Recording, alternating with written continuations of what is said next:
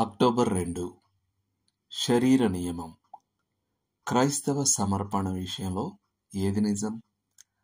మొదటి విషయం ఏమిటంటే దేవునికి మీ శరీరాన్ని సమర్పించడం. క్రీస్తును నమ్మకముందు మనం మన శరీరాలను పాప సుఖాలు, ఉద్దేశాల కోసం ఉపయోగించాం.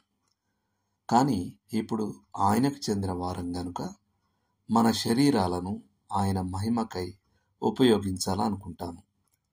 దేవుని ఆత్మ అతనిలో నివాసం చేస్తాడు గనుక క్రైస్తవుని శరీరం దేవుని ఆలయం.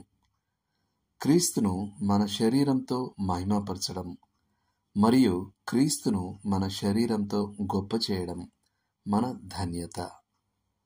యేసుక్రీస్తు ఈ భూలోకంలో దేవుని చిత్తం నెరవేర్చడానికి శరీరాన్ని ధరించాల్సి వచ్చినట్టే దేవుని కార్యాన్ని ఆయన మన ద్వారా కొనసాగించడానికి మనం మన శరీరాలను క్రీస్తుకు అప్పగించుకోవాలి.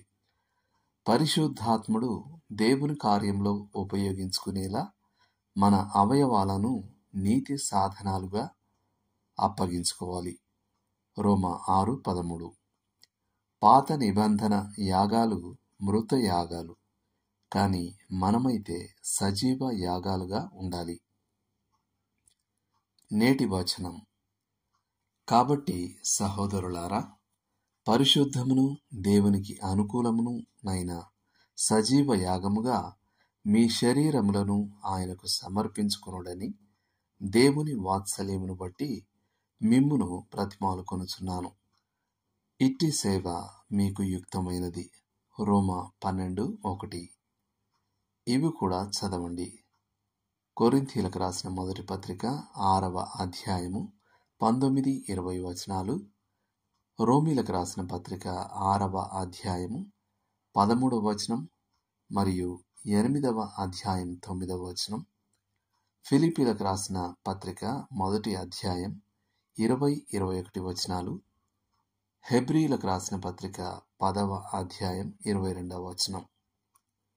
చేయాల్సిన పని. మనసులోనే మీ దేహానికి సంబంధించి మీరు కృతజ్ఞత కలిగి ఉన్న అంశాలను మరియు ఎందుకో మీరంతగా సంతోషం లేని అంశాలను ఓ జాబితా చేసుకోండి. దేవుడు మిమ్మల్ని ఉన్నపాటున అంగీకరిస్తాడని మరియు మీరు యోగ్యతలుగా భావించేవి మరియు లోపాలుగా భావించేవి రెంటిని ఆయనకు అప్పగించాలని కోరుతున్నాడని మీరు గ్రహిస్తున్నారా? దేహరహితంగా దేవుణ్ణి ఆరాధించడాన్ని ఊహించండి. కష్టం కాదంటారా?